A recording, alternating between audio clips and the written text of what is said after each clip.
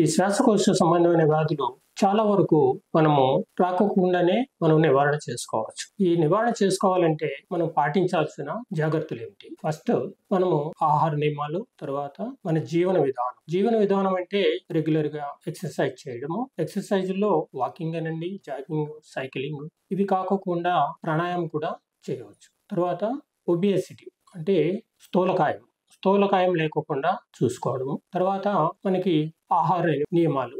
ఆహార నియమాల్లోకి వచ్చేటప్పటికి మనం తీసుకునే ఆహారం సమతుల్యంగా ఉండాలి.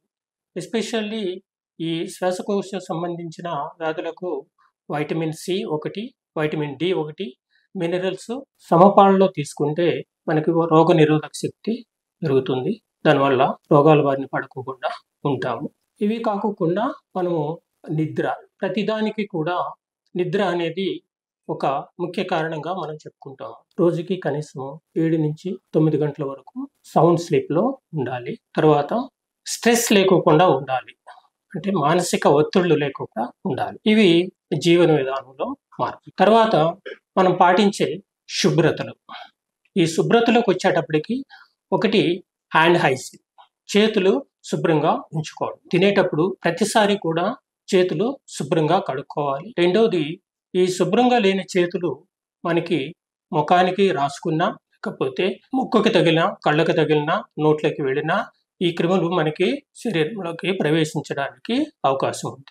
కాబట్టి ముఖంలో ఉన్న పార్ట్స్ ఏవి ముట్టుకోవాలన్నా ఫస్ట్ హ్యాండ్ హైజీన్ చేసుకోవాలి. తర్వాత దగ్గినప్పుడు, తుమ్మినప్పుడు తీసుకోవాల్సిన జాగ్రత్తలు. ఈ దగ్గినప్పుడు, తుమ్మినప్పుడు మనము ఈ తుంపర్లు బయటికి రావడం వల్ల అది ఎదుటి వాళ్ళకి హాని చేస్తుంది. ఈ హాని చేయకుండా ఉండాలి అంటే మనం దగ్గినప్పుడు, తుమ్మినప్పుడు ఒక కర్చీఫ్ని అడ్డు పెట్టుకోవడం కానీ, తువాల్ని అడ్డు పెట్టుకోవడం కానీ, లేకపోతే చేతిని అడ్డు పెట్టుకోవడం కానీ చేయాలి. చేయి కూడా మనం ఈ ముంజేత్తో ఇట్లా పెట్టుకున్నాం అనుకోండి, ఇంకొకరికి షేక్ హ్యాండ్ ఇస్తాము, వాళ్ళకి వెళుతుంది. ఇలా అనుకున్నా సరే వెళుతుంది.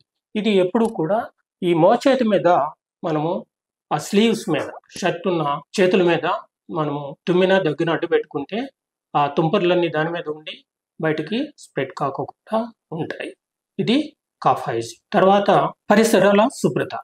ఎన్విరాన్మెంటల్ పొల్యూషన్ లో మనకి బయట ఉండే సిగరెట్, వెహికల్స్ తో వచ్చే పొగ. మీకు ఈ పొగ అనేది మనకు ఢిల్లీలో చూస్తే చాలా కాలం స్కూల్కి సెలవులు ఇచ్చేస్తారు, పిల్లలు పొల్యూషన్ బారిన పడుతున్నారని చెప్పేసి.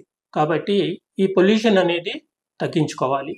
పొల్యూషన్ తగ్గించుకోవడము ఒకటి వెహికల్స్, రెండోది మనము కాల్చే వస్తువులు. ఢిల్లీలో జరిగేది ఏమిటి, అక్కడ ఉన్న చెత్తనంతా హర్యానాలో కాలుస్తుంటే అది ఢిల్లీలోకి వస్తూ ఉంటుంది. అలా ఇక్కడ కూడా బయట ఏదైనా చెత్తను కాల్చేయడం వల్ల ఈ ఎన్విరాన్మెంటల్ పొల్యూషన్ వస్తుంది.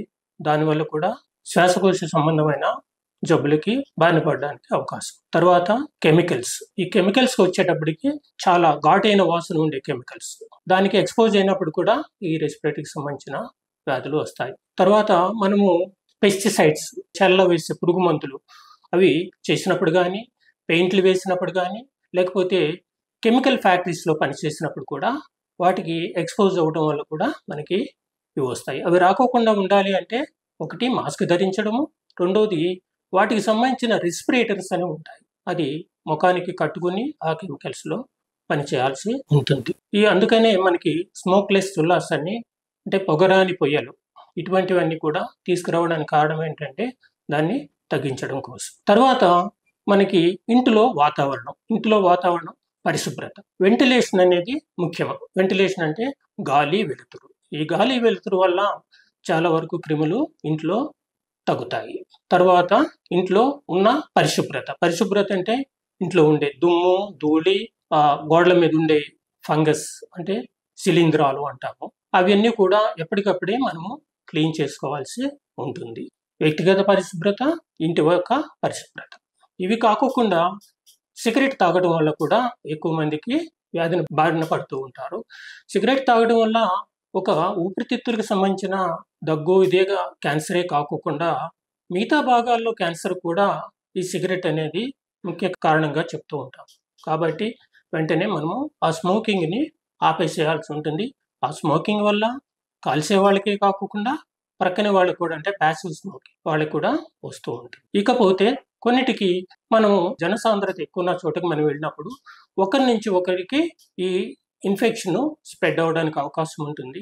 అటువంటి ప్లేసెస్ సాధ్యమైనంత వరకు అవాయిడ్ చేయడం కానీ, లేకపోతే మాస్కులు ధరించడం కానీ చేయాలి. తర్వాత ఇమ్యునైజేషన్. కొన్ని బాగా ఓల్డ్ ఏజ్లో ఉన్న వాళ్ళు, సీనియర్ సిటిజన్స్, వాళ్ళకి ఇమ్యూనిటీ తక్కువ ఉన్న వాళ్ళకి, ఈ షుగర్ ఉన్న వాళ్ళకి, క్యాన్సర్ ఉన్న వాళ్ళకి, వీళ్ళకి రెస్పిరేటరీకి సంబంధించిన జబ్బులు ఎక్కువ రావడానికి అవకాశం ఉంది. దాన్ని మనం ఫ్లూ అని కూడా అంటాము. ఫ్లూ రాకోకుండా ఉండాలి అంటే మనకి దానికి సంబంధించిన వ్యాక్సిన్ తీసుకోవాలి.